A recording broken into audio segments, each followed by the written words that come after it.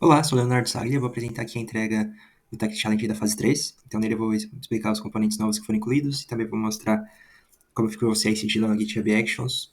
E, por fim, vou mostrar a execução da aplicação e também os componentes criados lá na AWS. Então, começando aqui com os componentes novos, foi incluído a API Gateway, e aqui o API Gateway ele vai ter a função de ser uma porta de entrada para a aplicação. Então, tudo vai chegar através dele e ele vai também atuar como um roteamento. Então, ele vai conseguir fazer os gerenciamentos tanto para lambdas quanto para recursos internos aqui dentro da VPC, utilizando o VPC Link. Esse API Gateway, ele funciona como uma porta de entrada, ele pode funcionar como um roteamento de rotas, ele tem questão de segurança com autorização, também pode proteger contra vulnerabilidades usando o WAF, então tem bastante funcionalidades que são entradas nesse API Gateway. Então aqui ele está usando como autorização, porta de entrada e roteamento. Então aqui ele vai ter um authorizer usando uma lambda, e essa lambda é uma aplicação serverless, que você consegue subir as coisas nelas sem se preocupar com o servidor. E a tecnologia foi o Python escolhida para ser usada nela, porque tem um code start bem legal e o Python funciona legal com Lambda também. Então, toda a rota que for chamada, através da API Gateway, primeiro vai passar por esse Lambda Authorizer. Esse Lambda Authorizer ele vai autenticar tanto funcionários quanto clientes. Aqui para funcionários, ele vai utilizar o Cognito, porque todos os funcionários vão estar registrados aqui no Cognito. O Cognito ele funciona como controle de usuários, você também pode segregar em grupos, fazer um controle segregado, liberar roles para ele permitir acesso a recursos específicos da AWS, consegue gerenciar login também, só que aqui para esse caso específico, ele vai estar fazendo o gerenciamento de funcionários e o cadastro de funcionários vai estar restrito para ser algo interno, não vai estar liberado um formulário de login para fora. E aqui para clientes, vou só voltar aqui e para esse outro caminho, porque primeiro o cliente ele pode se identificar aqui, passando o CPF ou não, então ele vai se comunicar aqui com essa outra lambda utilizando a estratégia de lambda proxy, que é melhor que a alternativa anterior, que tinha antigamente, porque aqui você não precisa ficar mapeando a entrada, não precisa mapear a resposta, ele vai receber tudo, vai tratar, retornar no formato específico e o gate já vai saber lidar com isso. Então aqui o cliente ele vai poder passar seu CPF ou não. Passando o CPF, ele vai se comunicar com a própria aplicação. Eu vou voltar aqui depois para ficar com mais detalhes, para buscar o cliente lá. Se ele não encontrar, ele vai retornar que não encontrou. E se ele encontrar, ele gera um token. Esse token, ele pega uma chave privada aqui no Secrets Manager e vai gerar esse token. Tanto que se o cliente tivesse identificado com o CPF válido já existente cadastrado, quanto ele não tivesse não se identificado. Aí, depois que ele receber esse token, ele vai conseguir chamar qualquer uma das outras rotas, desde que seja permitido para o cliente. E vai passar por esse Lambda Authorizer, o Lambda Authorizer vai conseguir verificar, pegar a chave lá que foi usada para gerar o token e decodificar para ver se ele é válido, se ele está expirado ou não.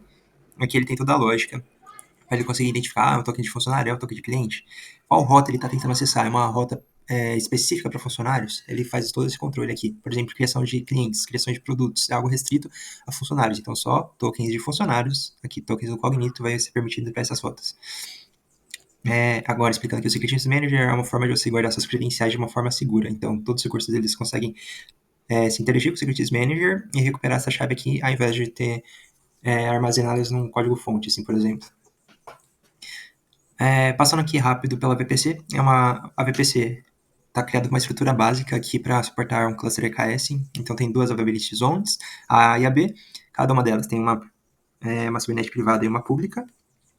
E todos os recursos daqui do EKS estão na subnet privada. Então, tem os nodes groups, tem um cluster também que não está mostrando, mas ele está aqui.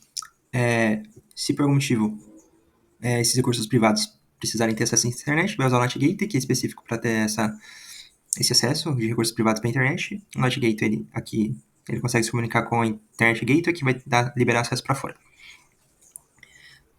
Aqui, se tratando dos recursos do Kubernetes, eu vou passar só por cima, mas praticamente só os recursos da API aqui vão ser mantidos. A questão de banco de dados vai ser da própria AWS, como um requisito foi criar lá, não vai ter usado mais usando containers e ser interno lá. Então, a própria API ela vai se comunicar aqui com RDS, com Postgres, liberando acesso através do security group específico para a porta do Postgres e garantindo maior segurança. Aqui, como o banco de dados foi escolhido o banco de dados relacional, e foi feita a escolha porque não precisa de um desempenho tão grande, porque a aplicação não vai ser exposta para a internet, não vai ter um número muito grande de chamadas. Então, um relacional ele vai dar conta. O esquema. O esquema. Ele não vai mudar com o tempo, é um esquema já bem definido, então o banco de dados relacional ele vai se dar conta, e também os relacionamentos que tem, ele funciona bem aqui com relacional, por exemplo, os relacionamentos de pedido, por estar relacionado com cliente, relacionado com produtos também. Então, o banco de dados relacional ele vai conseguir lidar bem com essa demanda. Aqui a aplicação ela vai estar exposta com service do tipo load balancer. Então, a própria API do Kubernetes ele vai criar esse load balancer e vai expor ele aqui na subnet privada, ele vai ficar de forma privada, e a comunicação vai entre a API Gateway e a aplicação vai correr através do VPC Link, chamando o Load Balancer, e o Load Balancer vai fazer balanceamento para qual node group ou pod estiver mais livre, e assim direcionar a chamada para ele. Bom, terminei aqui a explicação de cada um dos recursos que foram incluídos, vou apresentar um pouquinho aqui do projeto. Aqui o projeto, ele está com, todos eles estão com a branch protegida. Então, para você conseguir, não consegue fazer direto push para main. E tem um require status check. Então, tem que dar sucesso aqui na etapa de CI para ele conseguir fazer o merge para main e assim fazer o deploy para prod. Aqui está usando o GitHub Flow. Então, a branch principal é a main. E se você quiser adicionar novas funcionalidades, você tem que fazer merge para criar uma branch a partir da main e depois fazer o merge para main. Se você não tiver o status de sucesso lá no CI, você não consegue nem ter o botão habilitado para fazer o merge. Aqui, a separação de projetos ficaram separados em 7 repositórios, então tem aqui a criação da VPC e do cluster em um repositório só. Vou mostrar aqui a estrutura de deploy dele. Ao fazer um push ou um pull request para mim, é disparado esse workflow. Aqui ele vai fazer todas as configurações de credenciais, configuração do kubectl e configuração do Terraform. E roda o init plan, o validate e o plan, aqui como etapa de CI para esse repositório. Dando tudo certo, ele vai habilitar aquele botãozinho, que não tenho aqui um exemplo, mas ele habilita o botãozinho de merge do pull request. E ao fazer esse merge, ele consegue fazer o apply e criar efetivamente o recurso lá. Tem aqui também um API Gateway, um repositório separado, mesma estrutura de GitHub Actions. Também tem um específico para um Cognito, um específico para o Postgre. Esses 4 têm a mesma estrutura de workflow da GitHub Actions. Aqui para a aplicação, ela vai ser um pouco diferente, porque ela tem uns manifestos aqui do Kubernetes para ser criados, e ela também tem a aplicação em si aqui, né? Aqui como etapa de CI, vai ser a abrir o pull request para mim, ele vai rodar todo o build teste, e passando aqui no CI, ele vai conseguir efetivar o merge.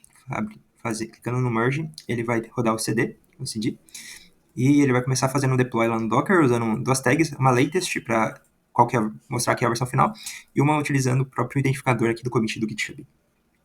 Beleza, depois que ele fez o build da imagem, ele vai configurar as credenciais da AWS, vai gerar o arquivo de configuração do kubeconfig e vai aplicar todos os manifestos aqui da API para criar ela lá no cluster. E aqui ele também força aqui a alteração da imagem, para cada deploy novo ele conseguir substituir lá a imagem no deployment e os pods serem atualizados com a imagem nova. E por fim ele vai checar se esse rollout desse nova imagem no deployment deu sucesso. Aqui tem mais um repositório que foi separado, que foi aquele para geração de token, a geração de token específica para o cliente, então aquele que ele consegue se identificar, passar no CPF ou não. E que ele também se comunica com a aplicação para buscar dados do cliente e tudo mais, para ver se ele é válido ou não. Aqui ele vai ser um pouco diferente, porque esse aqui está em Python, então ele vai instalar todas as dependências do Python aqui na raiz da pasta src, e vai ter uma etapa da Terraform, que ele vai pegar tudo que está dentro do src, vai fazer um zip, e com esse zip ele vai subir o código lá na Lambda, para ele conseguir pegar o código aqui que está em Python, fazer o upload lá, para a própria Lambda. Depois ele vai seguir as demais etapas aqui do workflow, né? Fazer o init, o validate, o plan, e só depois, se tiver tudo certo, ele vai conseguir fazer o merge. E quando ele faz o merge, que ele vai conseguir aplicar mesmo o recurso lá na AWS. E, por fim, o último repositório é o da Lambda Authorizer, que ele também segue o mesmo workflow de Lambda. E de explicação aqui de como, de arquitetura, de componentes novos, foi isso. E agora eu vou mostrar um pouco na prática. Aqui mostrando funcionando Cognito.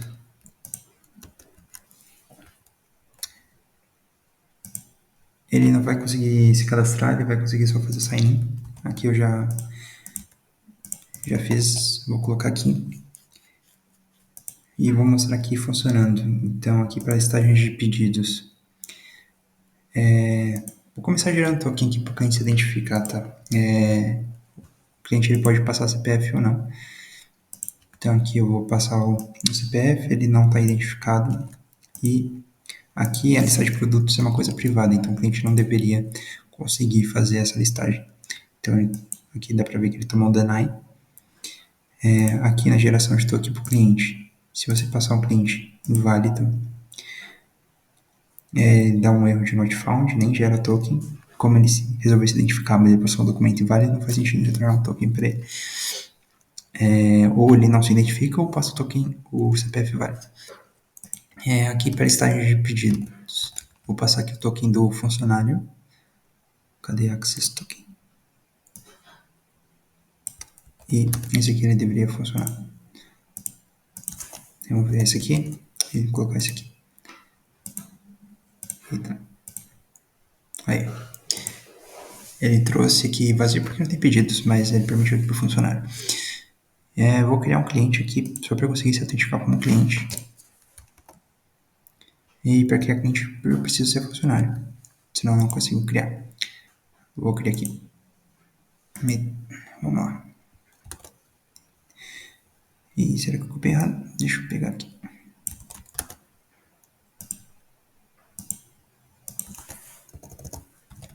Deixa eu ver se tem nada aqui. Beleza, ele criou o cliente. Agora eu consigo pegar esse CPF desse cliente e gerar um token específico para ele. Agora ele está identificado. Beleza. Continuando aqui, vou fazer a criação do produto. Vou tentar fazer a criação do produto utilizando esse token do cliente.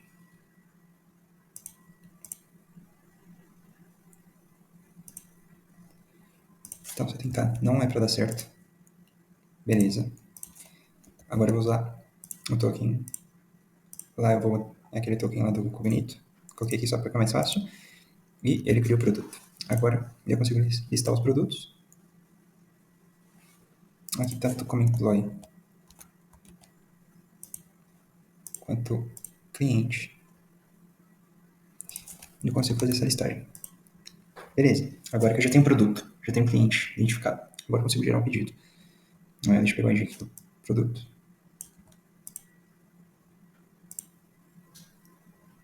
Vou passar aqui. Aqui na autenticação, vou passar o token do próprio cliente. Vou tirar daqui. Eu vou colocar aqui. E vou gerar um pedido. Beleza. Pedido gerado. Está recebido. Agora eu consigo aqui. Vem aqui listar os pedidos. Vou até usar aqui o próprio token do cliente para ver que não está restrito. E vou usar aqui o token do funcionário para garantir que está tudo aqui. Boa. Agora é perfeito. Passou o fluxo praticamente de automação. Testei todas as autorizações. Aqui vou mostrar só um pouquinho aqui da AWS. Então aqui tem um API Gateway. Aqui tem as rotas todas protegidas aqui pelo Authorizer. Esse aqui é a autenticação para gerar o token do cliente e faz a integração com o proxy aqui com a Lambda. Aqui, os demais itens estão fazendo uma integração lá usando o VPC Link e comunicando lá com o Load Balancer. Em seguida, vou mostrar aqui só o EKS rodando na AWS. Então aqui vai ter o EKS, todos os recursos, o service. Vou pegar aqui o service. E aqui tem o Load Balancer dele, como ele é um tipo Load Balancer. Então aqui está o Network Load Balancer e eu esqueci que não dá para abrir por aqui. Ele vai mostrar o DNS. Nem vai dar para acessar porque ele é interno, então não vai dar para ver por aqui. Eu vou mostrar pelo EC2 mesmo. Load Balancers. Aqui só vai ter um, que é daquele cara. E ele é interno e ele está nas subnets privadas. Bom, esse aqui assim eu termino a minha apresentação. Obrigado.